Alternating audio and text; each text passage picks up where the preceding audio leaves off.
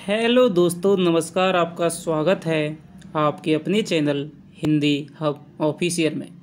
तो आज इस वीडियो में दोस्तों मैं लाया हूँ उजाले के मुसाहिब कहानी के 50 और वस्तुनिष्ठ प्रश्नों की श्रृंखला। इससे पहले हमने एक वीडियो के माध्यम से 50 प्रश्न दोस्तों कर लिए थे, जो कि बहुत ज़्यादा महत्वपूर्ण थे। लेकिन इसके अलावा भी और जितने भी क्वेश्चन बन सकते हैं उनको मैंने इन 50 प्रश्नों में दोस्तों समेट लिया है। लगभग 100 प्रश्न करने के बाद में आपका एक भी प्रश्न ऐसा नहीं बनेगा जो आपसे नहीं हो सके। तो जितना हो सके कहानी को आपने पढ़ा है, पीडीएफ विश्लेषण वाली वीडियो को आपने देखा है, जो भी मैंने आपको क्वेश्चन कराए थे, नोट्स भेजे थे, उनको आपने लिख लिया है और 50 प्रश्न आपने कर लिए हैं। तो दोस्तों आप इस वीडियो को भी करें। हालांकि थोड़े कठिन हैं, आपको समझने में संवादों वाले प्रश्न हैं, समझने में थोड़ी आपको कठिनाई लगेगी, लेकिन इतना भी नहीं है। यदि आपने ढंग से दोस्तों कहानी को पढ़ा है तो आप आसानी से उनको कर पाएंगे। यहाँ पर दोस्तों नेट की समस्या है, बहुत ज़्यादा चल रही है, फिर भी मैं दोस्तों किसी ना प्रकार से आपकी वीडियो है वो अपलोड कर रहा हूँ। यहाँ पर पूरी तरह से दोस्तों नेट है वो बंद हो चुका है,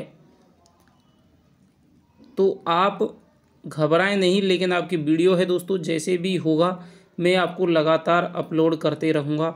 और जल्द ही दोस्तों अब खून के नाटक के जो प्रश्नोत्तर हैं उनको भी दोस्तों कराया जाएगा। तो चलिए अब हम बिना देरी के इस वीडियो को दोस्तों शुरू करते हैं। तो सबसे पहला प्रश्न है कि अब तो नींद के मारे मेरा जगना मुश्किल है, वरना सारी रात यह नज़ारा देखता। कथन में राजा द्वारा कौन से नज़ारे की देखने की बात की जा रही है? अंधेरे को पोतने का, अंधेरे को उलीचने का, अंधेरे को जलाने का, अंधेरे को बांधने का। बताइए दोस्तों कौन सा काम किया जा रहा था जब राजा ने कहा कि अब तो नींद के मारे मेरा जगना मुश्किल है? तो ये काम किया जा रहा था आपको अंधेरे को उलीचने का, कि जब अंधेरे को सारी जो प्रजा है अंधेरे को उलीचने को लग गई थी तब एक अलग ही नज़ारा बन गया था। तब राजा ने कहा कि मैं सारी रात नज़ारा देखता, लेकिन अब मुझे नींद आ रही है और नींद के मारे मेरा जगना मुश्किल है।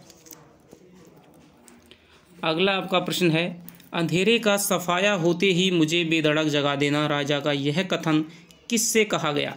रानी से, दासी से, दीवान से और दरबारी से। तो राजा ने ये कथन है वो दीवान से कहा, जब उसने कहा कि अब मेरा नींद से जगना मुश्किल है, लेकिन जब अंधेरा सफाया हो जाए तब मैं सोने जा रहा हूँ, जब अंधेरा सफाया हो जाए, जब बिल्कुल उलीच जाए तब मुझे बेधड़क तुम जगा देना। अगला आपका प्रश्न है, पहाड़ों के आर पार ऐसा प्रकाश हो गया कि ईश्वर की तरह आपकी टेक रह गई। कथन किसने किससे कहा? राजा ने दीवान से, प्रजा ने दीवान से, राजा ने मंत्रियों से, दीवान ने राजा से।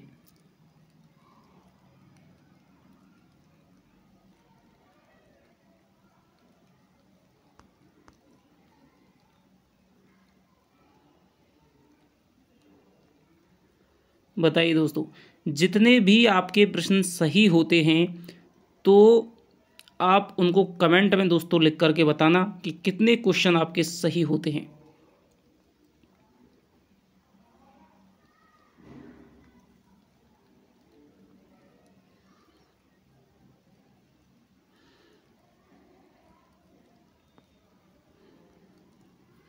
तो ये आपका जो कथन है दोस्तों वो हो जाएगा, दीवान ने कहा था राजा से।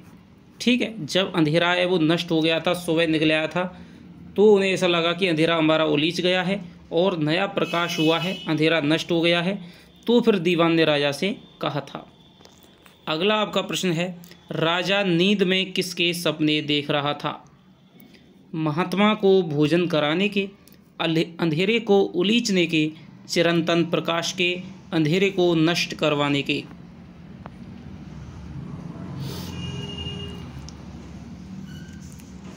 तो जैसे ही दीवान इस कथन को कहता है तो वो राजा को कहने के लिए पहुंचता है, तो राजा उस समय सो रहा था, ठीक है, और वो कह रहा है, कहानी में आया है कि हुजूर तो चिरंतन प्रकाश के सपने देख रहे थे, तो चिरंतन प्रकाश के सपने को देख रहा था। यह असली और सच्चा प्रकाश है, मानो कुदरत प्रमुदित होकर मुस्कुरा रही हो। कथन किसके द्वारा कहा गया? राजा ने, दीवान ने, समस्त मंत्रियों ने और प्रजा ने।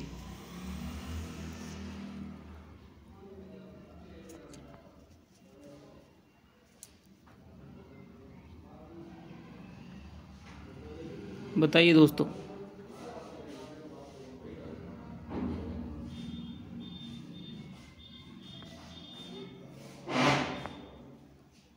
तो ये आपके समस्त मंत्रियों ने कहा था।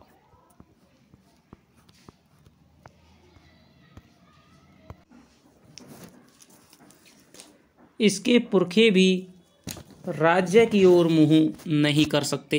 कथन किसने किससे कहा? राजा ने दीवान से, दीवान ने राजा रत्न से, दीवान ने राजा से और राजा ने रत्न से। बताइए दोस्तों, क्योंकि इस कहानी में जितने भी दोस्तों आपके महत्वपूर्ण ज़्यादा प्रश्न बनेंगे, अन्य गहराई के प्रश्न बनेंगे, वो आपके सारे के सारे संवादों से बनने वाले हैं।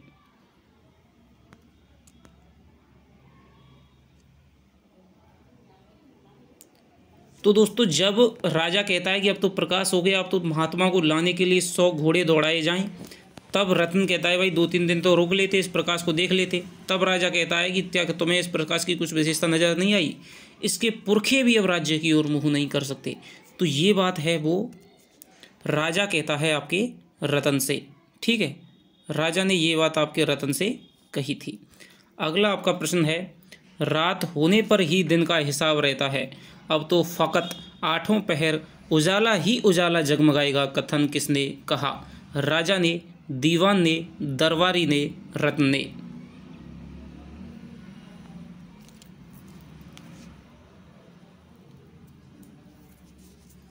तो ये बात है दोस्तों दूसरे रत्न ने कही थी। दूसरे रत्न ने ये बात कही थी, दूसरे पहले वाले रत्न से। 8 पहर उजाले की बात सुनकर राजा ने राज ज्योतिषियों को क्या हिदायत दी? नक्षत्र की जानकारी देने की, घड़ियों के हिसाब से वार तिथि का लेखा जोखा रखने की, 7 दिन का मौन व्रत ना धारण करने की और भीम तालाब में 7 गड्ढे खोदने की।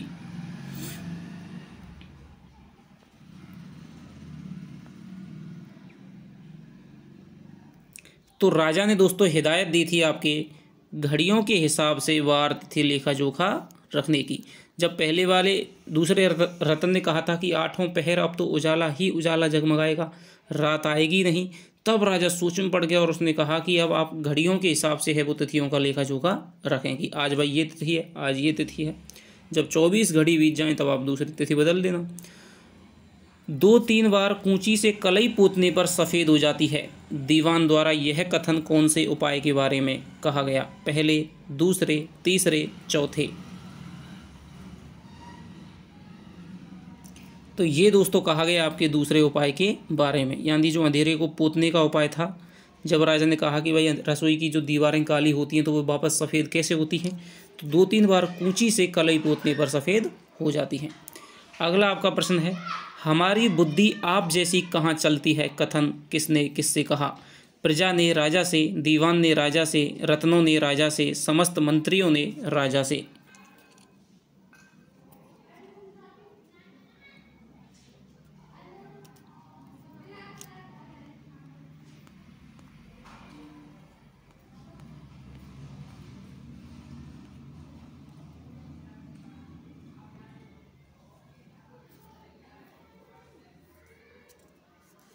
तो ये दोस्तों आपके कहा था आपके दीवान ने राजा से, ठीक है। जब दीवान कहता है कि भाई 2-3 बार कलई पोतने से दीवार वापस सफ़ेद हो जाती है, तब राजा कहता है कि अभी नहीं समझे कि मैं क्या कहना चाह रहा हूँ। तो ये दूसरे उपाय के संदर्भ में दीवान राजा से कहता है। सूरज की धूप को भी मात करे ऐसी पुताई। कथन कौन से उपाय के संदर्भ में कहा गया है? पहले, दूसरे, तीसरे और चौथे।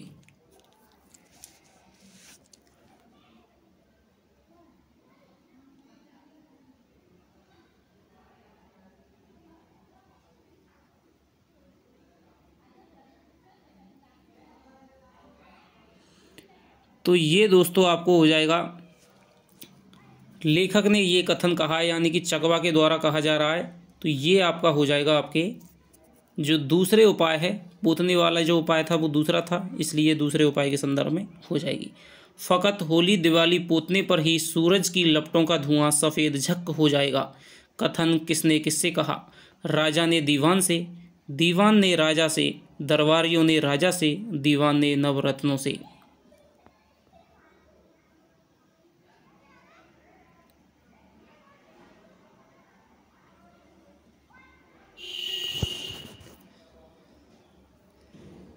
तो दोस्तों ये जो उपाय है वो आपके दीवान ने राजा से कहा था।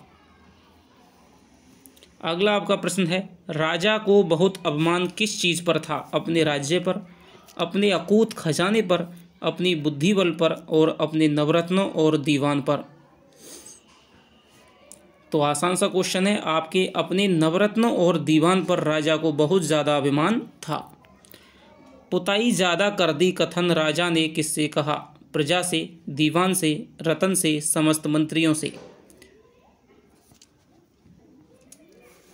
तो ये जो कथन है राजा ने कहा था आपके दीवान से।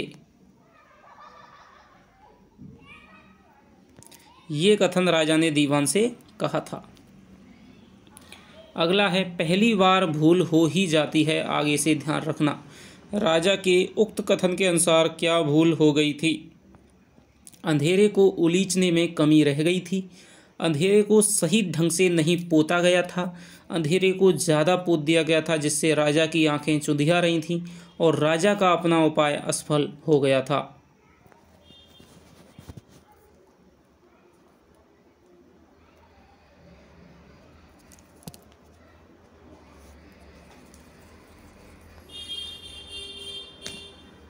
तो इसका उत्तर है दोस्तों, अंधेरे को ज़्यादा पोत दिया था जिससे राजा की आंखें चुंधिया रही थी। ठीक है। अगला आपका प्रश्न है, अच्छी तरह ध्यान रखने से किसी काम में खोट नहीं रहती। कथन किसने किससे कहा? राजा ने, दीवान ने। कथन किसने कहा था? राजा ने, दीवान ने, रतन ने, जैन मुनि ने।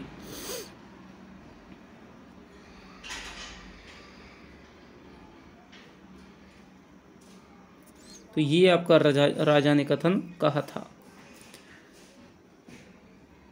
यूं निराश होने से काम नहीं चलेगा, थोड़ा दिमाग लगाओ तो बेचारे अंधेरे की क्या औकात जो तुम्हारे सामने टिक सके। कथन किसने कहा? राजा ने, मुनि ने, दीवान ने, जनता ने।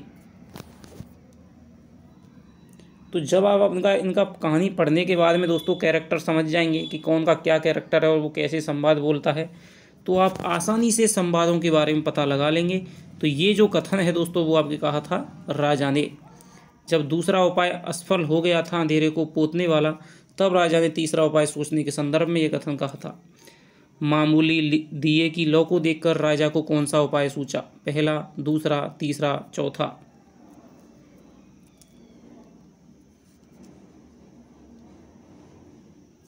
तो मामूली दिए को तीसरा उपाय दोस्तों सूझा था। अगला हो जाएंगे, आप समझाएं और हम ना समझें, ये कैसे हो सकता है? कथन किससे कहा गया? राजा, दीवान, मंत्री, जनता।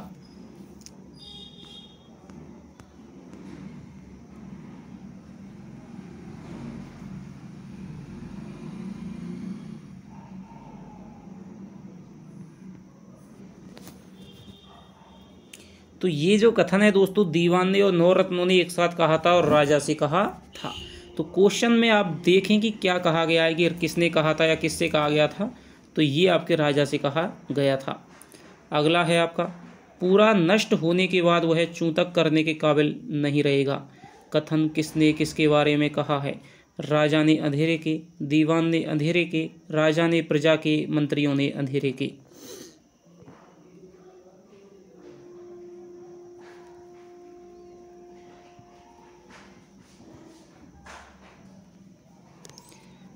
तो ये जो बात है दोस्तों राजा ने अंधेरे के बारे में कही है।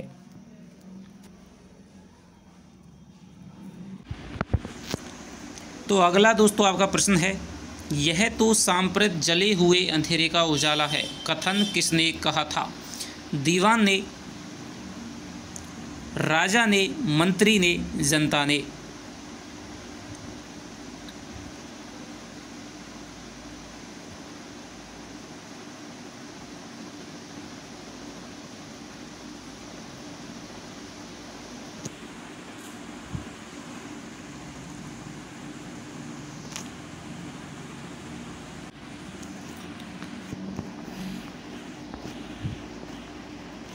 तो दोस्तों ये आपका कथन हो जाएगा आपके दीवान का। ठीक है, जब अंधेरे को जला दिया गया तब उन्होंने, दीवान ने ये कहा था कि भाई आज और कल में आपका क्या अंतर है, ये अंधेरा है, ये उजाला कैसा है। तो ये तो सांप्रत जले हुए अंधेरे का उजाला, यानी जो पूरा का पूरा अंधेरा है वो जल गया था अभी अभी, उसका ये उजाला है वो दिखाई दे रहा है। इस तरह जला हुआ अंधेरा अब शायद ही जिंदा हो सके, कथन किसने कहा था? दीवान ने, राजा ने, नवरत्न ने और दरबारी ने। तो ये जो कथन है दोस्तों वो आपके कहा था नवरत्नों ने। ठीक है, अगला हो जाएगा वह तो अपनी मति से चलती है, अपनी गति से घूमती है, कथन किसने कहा है? लेखक ने, राजा ने, दीवान ने, जैन मुनि ने। तो दोस्तों ये जो कथन कहा है वो आपके कहा है अपनी मति से चलती है और अपनी गति से घूमती है, ये जो कथन कहा है वो आपके कहा है लेखक ने। कि जब राजा का तीसरा उपाय भी व्यर्थ हो गया तब लेखक ने कहा है कि जो कुदरत है वो किसी की नहीं सुनती है, वो तो अपनी गति से चलती है और अपनी मति से घूमती है। ठीक है, तो अंधेरे को जलाने का उपाय किस रात को किया गया था? अमावस्या को, कृष्ण पक्ष की पंचमी को, शुक्ल पक्ष की चतुर्दशी को, शुक्ल पक्ष की कृष्ण पक्ष की चतुर्दशी को।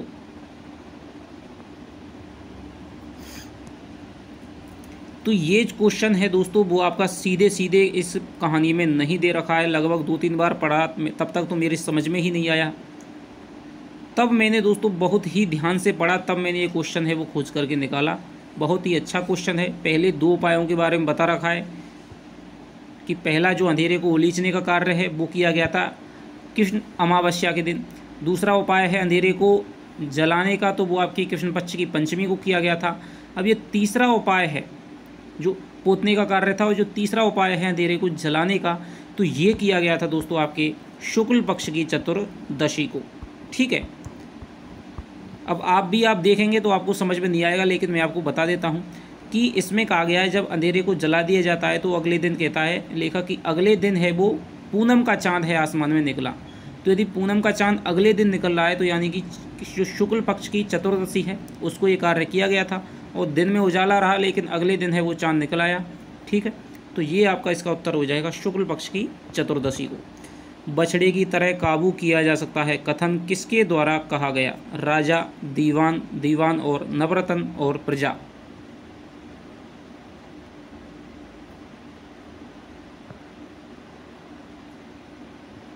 तो ये जो कथन है वो आपके कहा गया था दोस्तों दीवान और नवरत्नों को। हाथी को देख करके जिस तरह राजा को चौथा उपाय सूझा था, उसने सोचा कि हाथी को बांध करके बंद किया जा सकता है, नहीं किया जा सकता है सांकलों से, तो वो कहता है कि बछड़े की तरह काबू किया जा सकता है।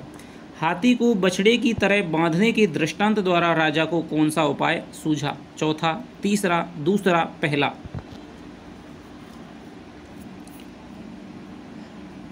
तो दोस्तों हाथी के दृष्टांत द्वारा राजा को चौथा उपाय सूझा था।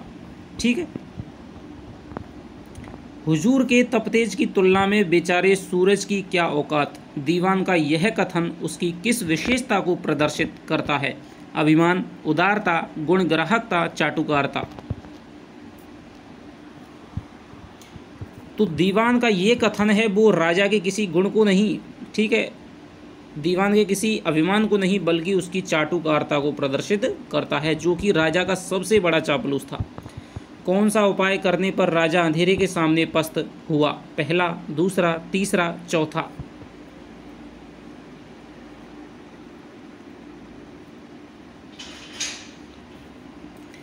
तो दोस्तों जो चौथा उपाय है उसको जब राजा ने किया और जब वो भी असफल हो गया तब राजा अंधेरे के सामने है वो पस्त हो गया था। तो ये आपको याद रखना है।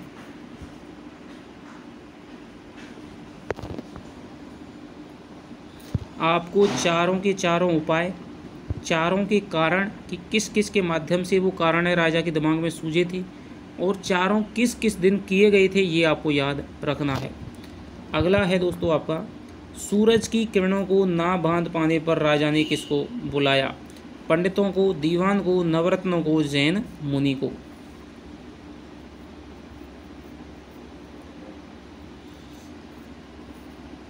तो ये दोस्तों आपका हो जाएगा, सूरज की जब किरणों को नहीं बांध पाता, यानी कि जब चौथा उपाय उसका असफल हो जाता है, तब वो अपने राज्य के पंडितों को बुलाता है। तो यदि आपको कोई भी गहराई वाला क्वेश्चन करना है तो आपको चारों की चारों उपाय हैं वो लगातार क्रम से दोस्तों पता होना चाहिए।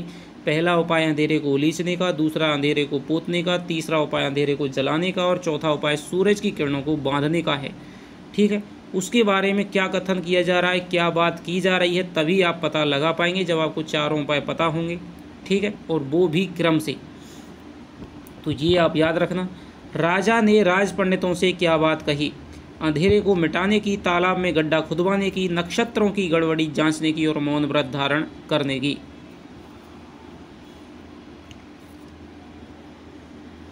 तो राजा ने दोस्तों राज पंडितों से कहा था कि भाई आज तक मेरा कोई भी उपाय व्यर्थ नहीं गया है, आज कैसे चले गई? तो अब मेरे नक्षत्रों में कोई ना कोई गड़बड़ी है, तो ये नक्षत्रों की गड़बड़ी है जांचने की बात कही थी। पंडितों ने राजा को कितने दिन का अखंड मौन करने की बात कही? 3 दिन, 5 दिन, 7 दिन, 11 दिन।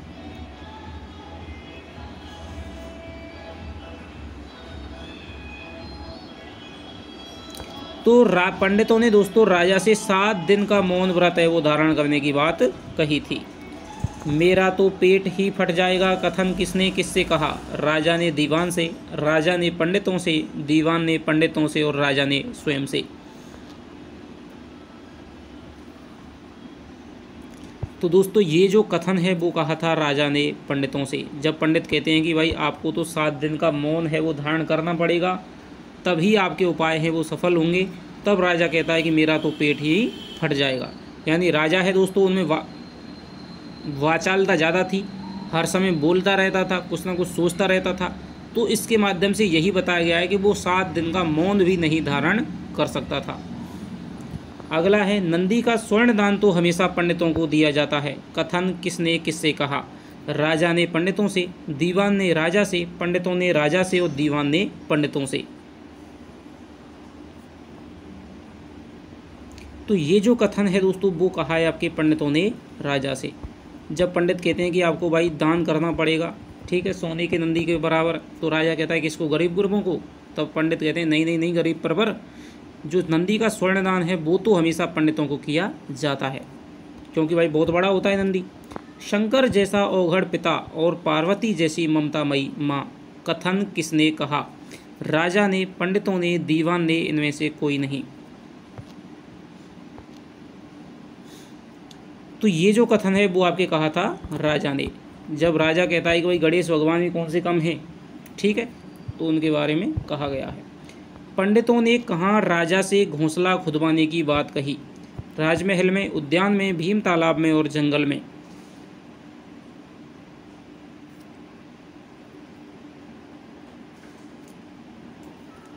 तो आपके दोस्तों पंडितों ने कही थी आपके भीम तालाब में घोंसला खुदवाने की, 7 घोंसले खुदवाने की बात कही थी।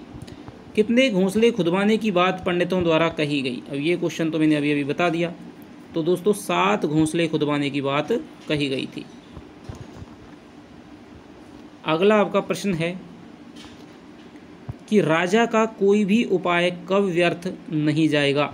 राजा द्वारा पंडितों को दान देने पर, 7 दिन का मौन रखने पर, भीम तालाब में खुदे घोंसलों पर शकुन चिड़िया द्वारा अंडा देने पर, और गरीब गुरबों को गणेश के चूहे जितना दान देने पर।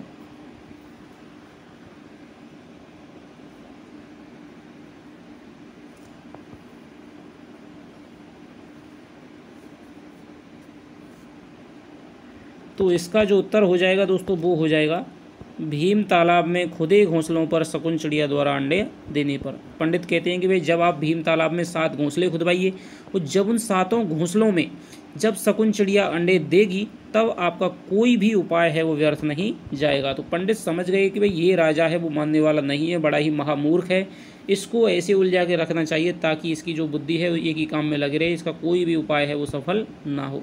तो ये अनाप शनाप वो बातें बता देते हैं जो कभी भी संभव नहीं हो, क्योंकि तालाब में ना तो कभी घोंसला खुदवाया जा सकता है और पानी के भीतर है वो शकुन चिड़िया अंडे नहीं दे सकती है। सूरज को हथेली में खिलाने और चांद को ठोकर से उछालने की बात किसके द्वारा किससे कही गई? पंडितों ने जनता से, दीवान ने राजा से, पंडितों ने राजा से और राजा ने पंडितों से।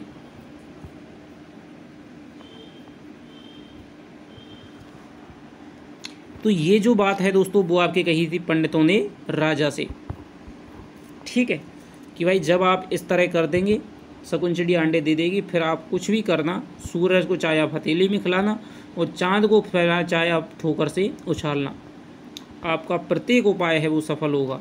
राजा का कौन सा उपाय आज भी लगातार जारी है? अंधेरे को उलीचने का, अंधेरे को पोतने का, सूरज की किरणों को बांधने का और भीम तालाब में गड्ढे खोदने का। तो दोस्तों भीम तालाब में गड्ढे खोदने का उपाय है वो आज भी जारी है। अगला है, किसे पंडितों के पंचांग पर पूरा भरोसा था? राजा को, दीवान को, समस्त प्रजा को, पंडितों को? तो दोस्तों राजा को है वो पंडितों के पंचांग पर पूरा भरोसा था, इसीलिए आज तक है वो उपाय चल रहा है। मैं राजा के शानदार सपनों का सुराग लगा लूँगा, यह तो उसके जागते समय की कहानी है, कथन किसने कहा?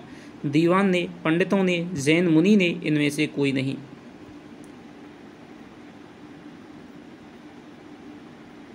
तो ये जो कथन है दोस्तों वो आपके कहा था इनमें से कोई नहीं, क्योंकि ना तो ये दीवान ने कहा, ना पंडितों ने, ना ही जैन मुनि ने, क्योंकि ये जो कथन है वो आपके चकवा ने चकवी से कहा है कि भाई अब कहानी ख़त्म हो गई, अब तुम जाओ सो जाओ, अब मैं राजा के शानदार सपनों का सुराग लगा लूँगा, क्योंकि ये तो उसने जागते समय किया था, अब वो सोते सोते कौन सी हरकतें करता है वो मैं उनको पता लगाने वाला हूँ।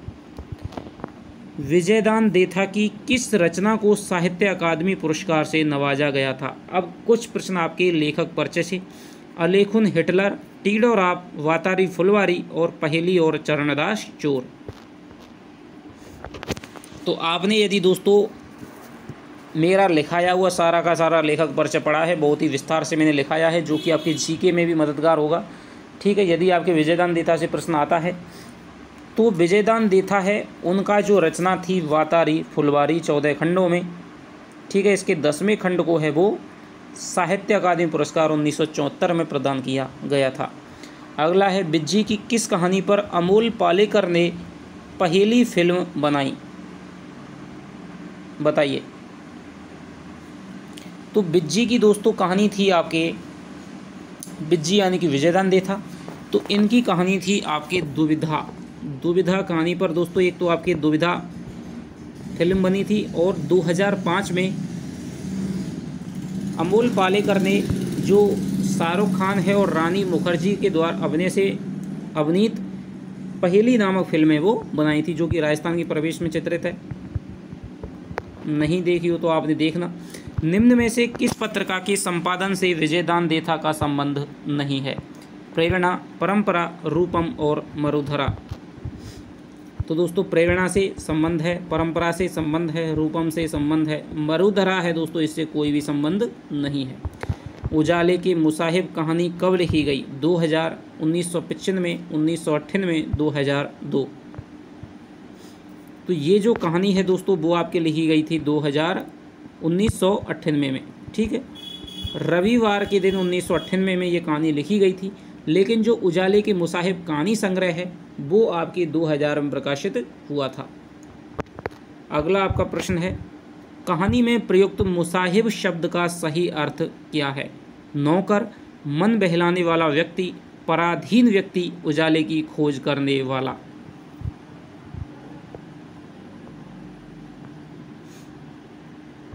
तो इसका उत्तर दोस्तों हो जाएगा मन बहलाने वाला व्यक्ति। हालांकि ये जो कथन है, ये जो ऑप्शन है इसकी सही व्याख्या नहीं कर रहा है, क्योंकि दोस्तों सही व्याख्या है इसकी बहुत लंबी हो जाएगी, ठीक है। तो इसका अर्थ है दोस्तों, जो भी मतलब आपने बड़े बड़े कई फिल्मों में, मूवी में देखा होगा कि बड़े बड़े जो, ठीक है, बड़े बड़े आदमी होते हैं तो उनके बगल में एक आदमी रहता है, ठीक है। वो हमेशा हाँ जी हाँ जी हाँ जी गरीब परवर ये प्रशंसा करता रहता है, ठीक है। कोई भी सेवा शुश्रूषा करता रहता है, कोई भी बात हो जाए तो राजा का मन, कोई भी चिंता हो गई तो राजा का मन बहलाता रहता है, ठीक है। तो इस प्रकार जैसे, तो वही आपकी मुसाहिब है, उसका अर्थ लिया जाता है, ठीक है।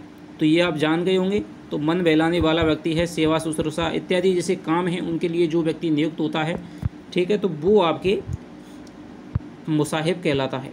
इस कहानी का मूल प्रतिपाद्य क्या है? उजाले की खोज और अंधेरे को मिटाना, राजा के हर आदेश का प्रजा द्वारा नियमित पालन करवाना, सामंती या प्रशासनिक व्यवस्था पर व्यंग करके उसकी वास्तविकता को प्रकट करना और अज्ञानता की बजाय ज्ञान को महत्व देना।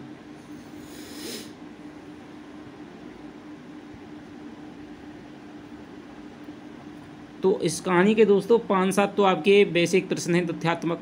अंधेरा के कौन कौन से प्रयत्न किए गए और किस किस के द्वारा प्रयत्न किए गए, किस रात को प्रयत्न की गई, ये आपके प्रश्न हैं। और इस कहानी के मूल तथ्य से आपके कौन कौन से इसके पात्र हैं, संवाद हैं, 1-2 संवाद महत्वपूर्ण हैं, उनके आपके प्रश्न बनेंगे। लेकिन बहुत ज़्यादा गहराई से यदि पूछेगा तो मैंने दोस्तों सारे प्रश्न वो बना दिए हैं। तो इसका उत्तर हो जाएगा दोस्तों सामंती या प्रशासनिक व्यवस्था पर व्यंग करके उसकी वास्तविकता को प्रकट करना।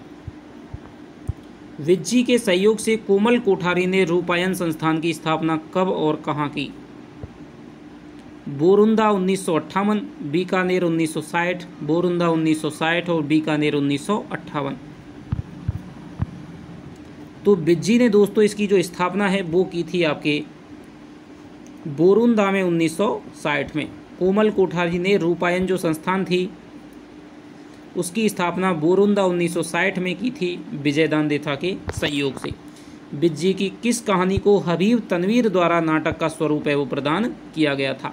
चरणदास चोर, दुविधा, परिणति और रूख। तो इसका जो उत्तर हो जाएगा दोस्तों वो हो जाएगा आपकी चरणदास चोर। चरणदास चोर कहानी को जो प्रसिद्ध रंगकर्मी हैं हबीब तनवीर, उनके द्वारा एक नाटक का है वो रूप दिया गया था और कई विदेशों में उसको प्रदर्शित भी किया गया था। निम्न में से कौन सा पुरस्कार विज्जी को नहीं दिया गया? पहला है आपके साहित्य अकादमी, भारतीय ज्ञानपीठ पुरस्कार, बिहारी पुरस्कार और पद्मश्री सम्मान। बताइए दोस्तों। तो साहित्य अकादमी दिया गया था, बिहारी पुरस्कार दिया गया था, पद्मश्री सम्मान 2007 में दिया गया था। तो भारतीय ज्ञानपीठ पुरस्कार है ये दोस्तों नहीं दिया गया है। तो ये आपको याद रखना है। तो ये हो गए दोस्तों आपके 50 प्रश्न। तो आशा करता हूँ कि आपको दोस्तों ये श्रृंखला है वो भी पसंद आई होगी।